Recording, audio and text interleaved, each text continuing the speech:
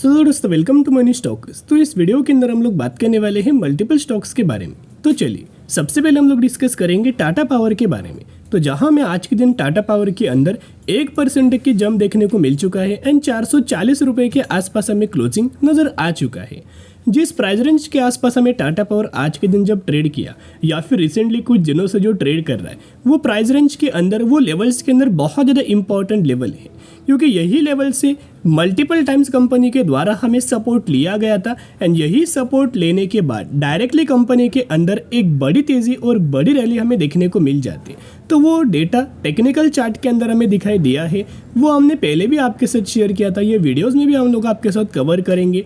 उसके साथ साथ कई सारे अपडेट्स हमें निकल के आए हैं, कई सारे पैरामीटर्स आपके साथ शो करने हैं, तो हर एक डेटा के बारे में हम लोग बात करेंगे। तो टाटा पावर का पिछले 6 महीने का चार्ट मैंने आपके सामने ओपन किया। तो पिछले 6 महीने के अंदर अगर आप ऑब्जर्व करके चलेंगे तो कंपनी एक लगातार एक लेवल्स के अंदर हमें होल्ड करने की कोशिश कर रहा है। मल्टीपल टाइम्स कंपनी के द्वारा यही लेवल्स के ऊपर रजिस्टेंस हमें लिया गया था।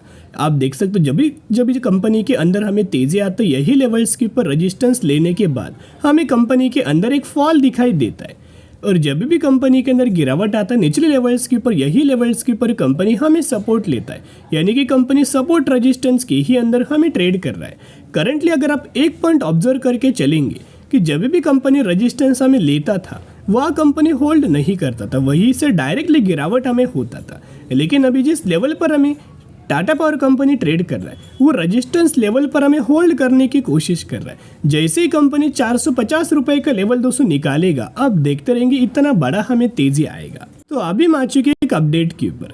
ये अपडेट के अंदर हमें जो बजट आने वाला है यूनियन बजट, उसके अंदर क्या एक्सपेक्टेशन है, किन सेक्टर्स के ऊपर फोकस किया जाएगा। आपने सुना है कि रेलवे सेक्टर के ऊपर फोकस किया जाएगा, डिफेंस सेक्टर के अंदर फोकस किया जाएगा, लेकिन रेलवे और डिफेंस सेक्टर के बावजूद दूसरे ऐसे कौन से सेक्टर है जिन सेक्टर के अंदर दोस्तों फोकस हमें किया जाएगा, तो उन सेक्टर के बारे में डिस्कस करते हैं। सबसे पहले सेक्टर होने वाला है health care sector. Health care sector के अंदर भी बहुत बड़ा बजट का हमें अनाउंसमेंट किया जा सकता है। उसके साथ साथ अगला सेक्टर कौन सा है, अगला सेक्टर है ग्रीन एनर्जी का, क्लीन एनर्जी का, रिन्यूएबल एनर्जी का, क्योंकि इंडिया क्या एक्सपेक्ट करके चल रहा है देखिएगा, जहां फोकस किया जाएगा रिन्यूएबल एनर्जी के अंदर, ग्रीन एनर्जी के अंदर, क्लीन एनर्जी के अंदर।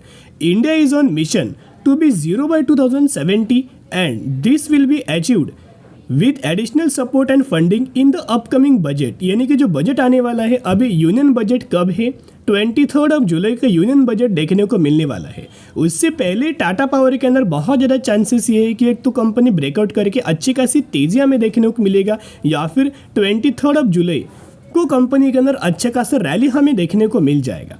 अभी क्या है, कंपनी अच्छे खासी कंसोलिडेट कर रहा है, लेवल्स के अंदर हमें सपोर्ट ले रहा है, तो यही लेवल्स के ऊपर दोस्तों बाइंग करने का मौका है। अभी इन डिटेल के अंदर अगर आप देखोगे, the sector must see a exponential increase in investment.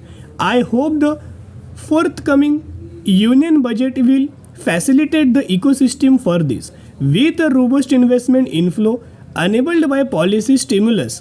Sector can add 50 to 60 gigawatt annual from the present 10 gigawatt to 15 gigawatt. Current basis के ऊपर देखोगे तो नंबर्स क्या है, 10 गीगावाट से लेके 15 गीगावाट के आसपास है।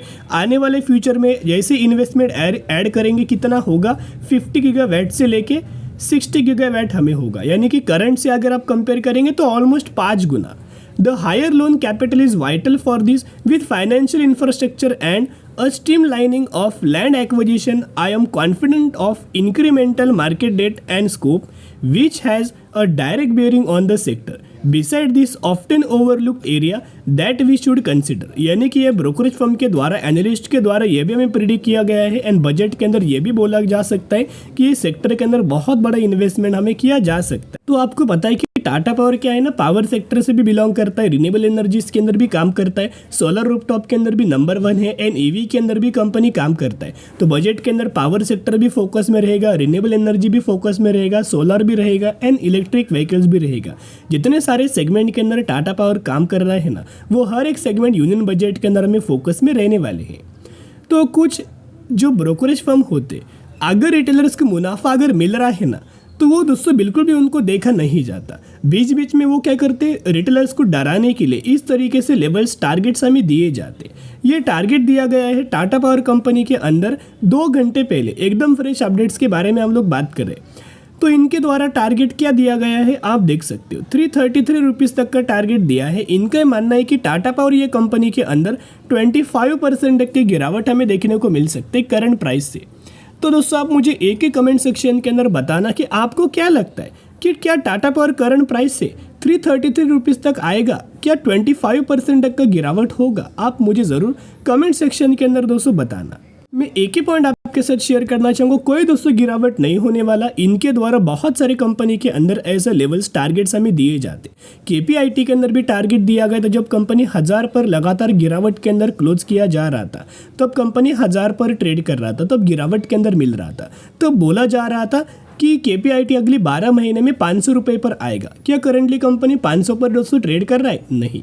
कब कौन से लेवल पर कंपनी ट्रेड करे वो आपको भी पता है। तो वैसे ही टाटा पावर के अंदर कोई गिरावट नहीं होने वाला, सिर्फ ये रिटेलर्स को डराने के लिए किया जाता है, ताकि रिटेलर्स डरे, माल बेचे, थोड़ा बहुत कंपनी गिरे। एंड जैसी कंपनी गिरता है, जिन ब्रोकरेज फर्म ने टारगेट दिया जाता है सेलिंग के लिए, वही खुद जाके ये गिरावट के अंदर दोस्तों बाइंग करता है। तो बिल्कुल भी बेचने की गलती मत करना, बाकी और ज़्यादा क्वान्टिटीज़ को ऐड करना। टाटा पावर का म्यूचुअल फंड्स का डेटा आपके साथ शेयर करना चाहूँगा।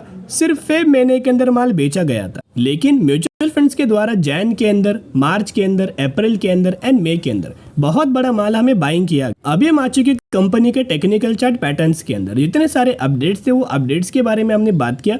बेसिकली यूनियन बजट का बहुत अच्छा खासा फायदा हमें टाटा पावर को दोस्तों मिल सकता है, ये हमने कवर किया। टेक्निकल चार्ट के अंदर देखोगे तो नीचे से क्या है, एक ट्रेड लाइन निकल के आया है। ये ट्रेड लाइन के ऊपर क्या कंपनी कर रहा है, देखिएगा जब भी कंपनी ट्रेड लाइन पर आता है क्या होता है, कंपनी के अंदर तेजी आता है। फिर कंपनी ट्रेड लाइन पर आया, फिर तेजी आया, फिर कंपनी ट्रेड लाइन पर आया, सपोर्ट लिया, फिर तेजी नजर आया, फिर कंपनी ट्रेड लाइन पर आया, सपोर्ट लिया, फिर तेजी हुआ, फिर कंपनी ट्रेड लाइन पर आया, सपोर्ट लिया, फिर तेजी आया।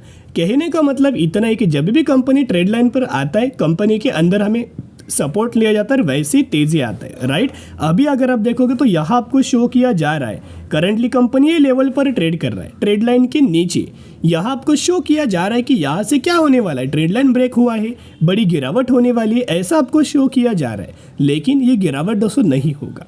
यहाँ अगर कंपनी को गिरना होता ना, तो कंपनी यहाँ वेट दोस्तों नहीं करता। ये जो होल्ड किया जा रहा है ना कंपनी को, यहाँ जब भी गिरावट आता है होल्ड नहीं किया जाता दोस्तों, डायरेक्टली गिरावट आना स्टार्ट होता है। लेकिन यहाँ होल्ड किया जा रहा है, इसका मतलब क्या है कि कंपनी बिल्कुल भी गिरना नहीं चाहता। यही से बहुत ज़्यादा चांसेस है कि बड़ा कंपनी ब्रेकआउट करेगा। और जैसी कंपनी 450 रुपये से लेके 460 रुपये का लेवल्स क्रॉस करता है ना, आप देखते रहेंगे इतने बड़े टारगेट्स आपको देखने को मिलेंगे। बाय ऑन दी स्ट्रेटेजी जरूर अप्लाई करना। अभी हम बात करने वाले हैं अगली कंपनी के बारे में, जिसका नाम है Mazagon dock ship builders limited. Mazagon dock की अगर बात की जाए तो ये कंपनी का आज के दिन परफॉर्मेंस देखना तो 6.5% तक का तेजी हमें कंपनी के अंदर नजर आया। एंड 5,710 रुपये के आसपास हमें क्लोजिंग नजर आ चुका है। माझगांव डॉक शिप बिल्डर्स की अगर बात की जाए तो ओवरऑल बेसिस के पर, कंटिन्यूस बेसिस के पर कंपनी के अंदर तेजी आ रहा है। सिर्फ ये कंपनी नहीं बल्कि जितने सारे डिफेंस सेक्टर की कंपनीज है उन हर एक कंपनी के अंदर हमें तेजी नजर आ रहा है। और देखते देखते माझगांव डॉक शिप बिल्डर्स की कंपनी के द्वारा पिछले एक महीने में 80% तक का रिटर्न शेयर होल्डर्स को नजर आ चुका है। ये रैली क्यों आ रहा है? ये रैली का एक बड़ा कारण है। कारण क्या है? Union budget, right. तो यूनियन बजट से रिगार्डिंग रेलवे सेक्टर के अंदर, डिफेंस सेक्टर के अंदर बहुत बड़ी हमें तेजी आ रहा है। तो जैसे कि अगर आप देख पा रहे होंगे, सिर्फ माझगांव डॉक नहीं बल्कि कोचिन शिपयार्ड के अंदर भी देखना 5% तक का तेजी, फिर गार्डन रिच के अंदर भी देखना 5% तक का तेजी। एंड ओवरऑल जो जिस सेक्टर से, डिफेंस सेक्टर से कंपनीज बिलोंग करता है, वो कंपनी के अंदर तेजी आ रहा है। एंड तेजी का कारण दोस्तों यही बोला गया है कि यूनियन बजट जब आने वाला है 23 जुलाई को, उस वक्त डिफेंस सेक्टर को, रेलवे सेक्टर को, रिन्यूएबल एनर्जी सेक्टर को, इलेक्ट्रिक व्हीकल्स सेक्टर को, या फिर अगर देखा जाए renewable energy, clean energy, solar, इन सारे सेगमेंट को बड़ा फायदा हमें मिलेगा। और बेसिकली अभी क्या है कि निवेश करने का मौका नहीं दोस्तों, लगातार कंपनी तेजी के अंदर मिल रहा है। तो अभी एक ही रिक्वेस्ट मैं आपके साथ शेयर करना चाहूँगा, बिल्कुल भी कंपनी के अंदर बाइंग करने की कोशिश मत करना। अभी लगातार तेजी आ रहा है, लगातार दोस्तों तेजी के अंदर आपको कभी भी दोस्तों बाइंग नहीं करना चाहिए। जब कंपनी कंसोलिडेट करता है, जब कंपनी गिरावट के अंदर मिलता है, उसी लेवल के ऊपर बाइंग करने का मौका आता है। अभी क्या है, लगातार कंपनी कंटिन्यूस तेजी आ रहा है, तो क्या ये तेजी के अंदर बाइंग करने का कुछ बेनिफिट मिलेगा? थोड़ा बहुत आपको बेनिफिट मिल जाएगा, लेकिन वहाँ से कंपनी अगर टर्न अराउंड हुआ तो आप ही दोस्तों दिक्कत में फंस जाएंगे। राइट, कंपनी बुरा नहीं है, फंडामेंटली कंपनी स्ट्रांग है, लेकिन एक्चुअल लेवल्स के ऊपर कब बाइंग किया जाता है, जब कंपनी कंसोलिडेट करता है, जब कंपनी प्रॉफिट बुकिंग के अंदर मिलता है, तब बाइंग करने का मौका होता है। जब कंपनी कंसोलिडेट कर रहा था, गिरावट के अंदर मिल रहा था, अगर आपने तब बाइंग किया तो आपको और ज़्यादा दोस्तों बेनिफिट मिल रहा होगा। तो पैरामीटर्स देखना, 4,000 करोड़, 5,700 करोड़, 7,800 करोड़, 9,400 करोड़, लगातार कंपनी का सेल्स हमें बढ़ रहा है। कंपनी का प्रॉफिट देखोगे तो 500 करोड़, 600 करोड़, 1100 करोड़, 1900 करोड़, लगातार कंपनी का प्रॉफिट्स भी हमें ग्रो हो रहा है। कंपनी का अगर आप रिजर्व्स देखोगे तो 3,600 करोड़, 4,500 करोड़, 6,000 करोड़, रिजर्व्स भी कंपनी के लगातार हमें ग्रो हो रहे। एंड कंपनी के ऊपर पहले 30 करोड़ का डेट था, लोन था, बोरिंग था, वो अभी 1 करोड़ है।